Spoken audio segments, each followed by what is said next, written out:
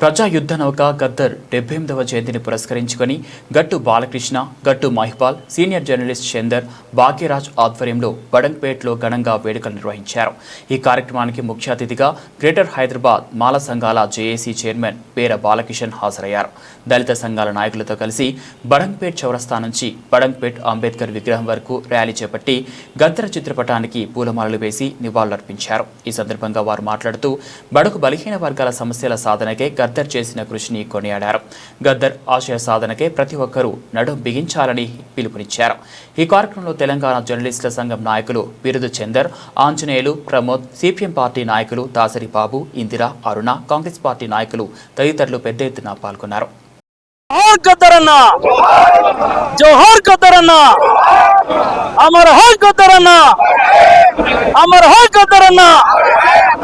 అందరికీ జై భీమ్.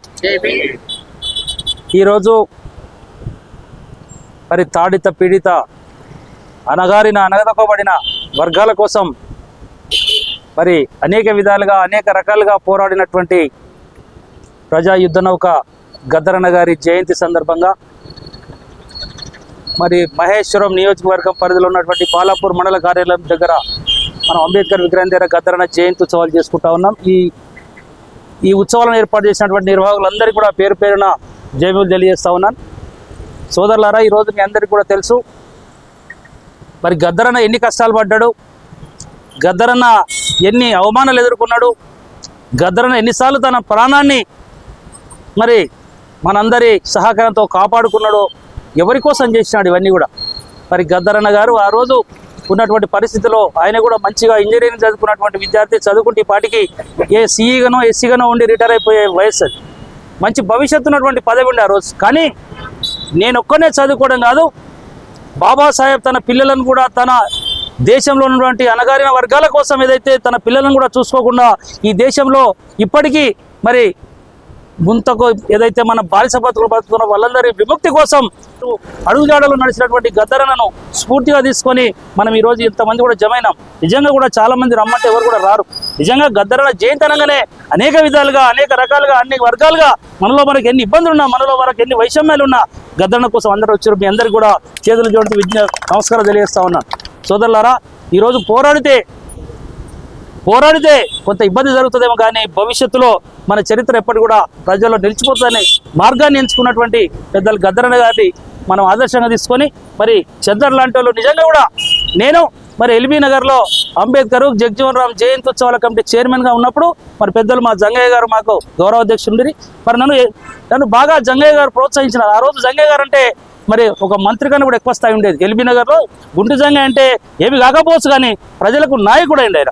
అలాంటి దగ్గర నేను శిష్యరికం చేసినటువంటి నేను ఎన్నో విధాలుగా మరి ప్రజల కోసం పనిచేస్తూ ఉన్నాను.